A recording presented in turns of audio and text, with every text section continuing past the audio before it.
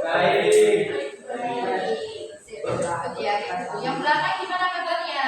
Baik. Ada yang nggak berangkat? Ada. Tidak. Iya. Apa berangkat nanti? Sakit. Nanti juga tidak ya? Tahu.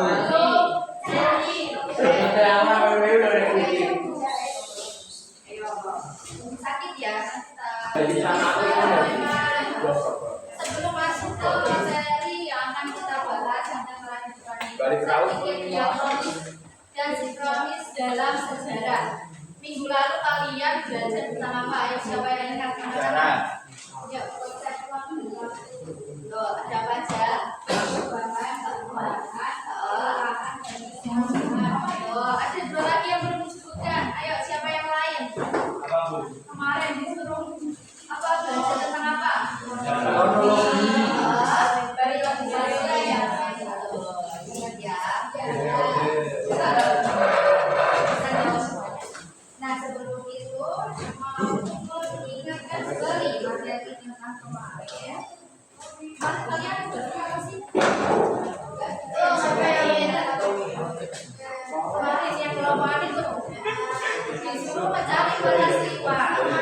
Peristiwa yang melibatkan konsep waktu dalam sejarah, yaitu ada perubahan, perkembangan, pengulangan, dan kesinambungan, serta juga lagi ada kronologi dan periodisasi. Nah, karena kemarin sudah membahas mengenai konsep waktu, sekarang kita akan lanjut belajar mengenai konsep pikir, diakronis dan sinkronis dalam sejarah. Ada yang sudah pernah dengar apa itu diakronis atau apa itu sinkronis? Siapa yang sudah pernah dengar? Angkat. Di SMP udah pernah belum?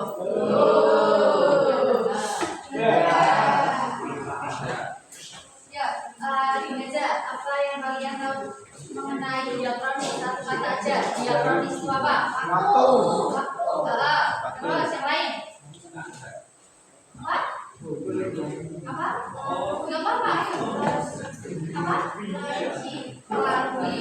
Boleh. Anda itu masuk di pengertian etimologi. Terus apa lagi? Apa? Dimensi bisa. Tapi kalau diakronis itu lebih ke waktu. Dimensi itu kan ruang. Kalau selanjutnya sinkronis, ada yang pernah dengar kata sinkronis itu apa? Sinkron. Samaan. Sesuai.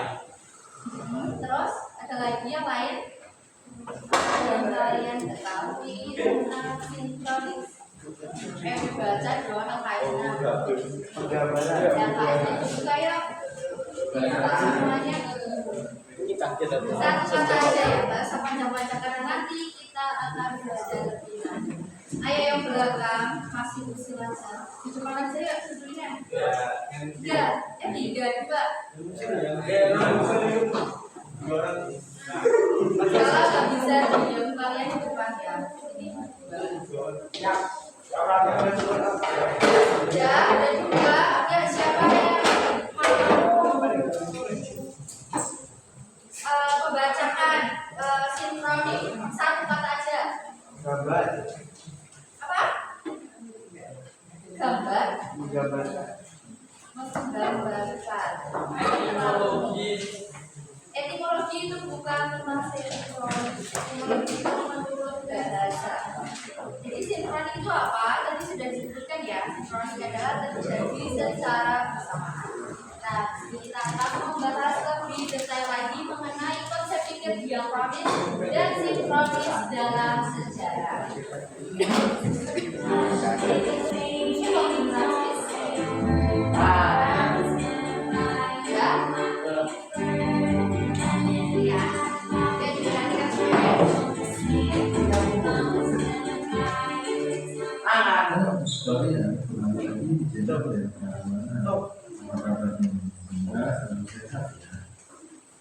Kali ini kita akan membahas mengenai materi diakronis dan sinkronis dalam sejarah. Seperti bagaimana cara berpikir secara diakronis dan sinkronis Maka kondisi tidak diperjuangkan dari dialog dan sejarah sebagai salah satu dasar dari pendidikan sejarah. Hal ini tentu sangat menarik untuk kita ketahui. Meskipun hingga saat ini masih banyak yang menganggap kalau sejarah itu sebagai ilmu yang hanya berisi tentang hafalan saja, seperti menghafal nama, tanggal ataupun sebuah peristiwa yang telah terjadi di masa lalu. Namun, jika tidak cermati lebih mendalam, maka sejarah merupakan ilmu yang kaya akan pengetahuan. Karena sejarah bukan hanya terbatas pada pengetahuan di masa lalu saja, sehingga pengetahuan dalam sejarah itu sangat penting untuk kita pelajari. Karena kita semua berperan sebagai seorang sejarawan dengan cara menerapkan berpikir kritis terhadap suatu kejadian dan untuk menggali sebuah kebenaran, maka dari segi pelajaran peristiwa sejarah tersebut bisa saling berhubungan antara satu kejadian dengan kejadian yang lainnya. Dan dengan belajar kita sudah melihat video terkait apa konsep berpikir diakronik dan apa itu konsep berpikir sinkronik. Masuk ke materi apa yang kalian ketahui tentang konsep berpikir diakronik yang bisa anak-anak yang paham dari video tadi, ayo. Nggak ada satu yang paham mengenai konsep diakronik. Dijelaskan secara singkat boleh, kalau mau panjang juga boleh. Ayo, diakronik itu yang seperti apa?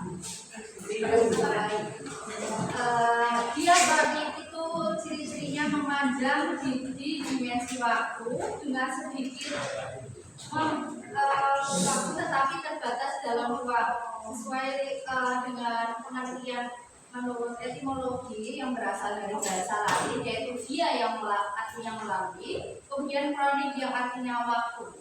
Nah, yang harus digarisbawahi sama kalian itu kronik waktu. Jadi diakronik itu ciri khasnya itu memanjang di dimensi waktu. Jadi tidak terlalu memperhatikan dimensi ruang ya suatu peristiwa. Paham? Gak pahamnya kayak gimana? Jadi diakronis itu cara berpikir yang mengutamakan dimensi waktu. Nanti sudah ada contohnya juga ya. Berarti itu misal kalau peristiwa sejarah yang berdasarkan dimensi waktu itu seperti contohnya kronologi. Jadi ada penjelasan tahunnya, ada penjelasan penanggalannya. Nah, fokus utamanya dari kalian bisa tentuin kalau ini tuh tentunya dari konsep berpikir diakronis itu dilihat dari konsep waktunya. Nah, konsep waktu itu dapat berupa tahun, dapat berupa tanggal, dan dapat berupa bulan. Paham? Paham. Kemudian lanjut. Ayo dibuka semuanya LKS di halaman 16. Itu sudah ada penjelasannya dan ada contohnya. Tadi juga di video sudah ada contohnya. Kalau diakronis itu cincang-cincang dari kalian tahu kalau ini diakronis itu ada keterangan waktunya. Itu yang dinamakan diakronis. Ya. Kemudian diakronis ini memiliki keterkaitan dengan konsep kronologi. Ayo, siapa yang tahu kronologi kemarin? Tahu apa? Minggu kemarin sudah dibahas. Yang tahu bisa mengatakan kronologi seperti apa? Peristiwa. Supaya seperti apa? Ya, kalian kerjakan mau di kelas atau mau bantu infografis?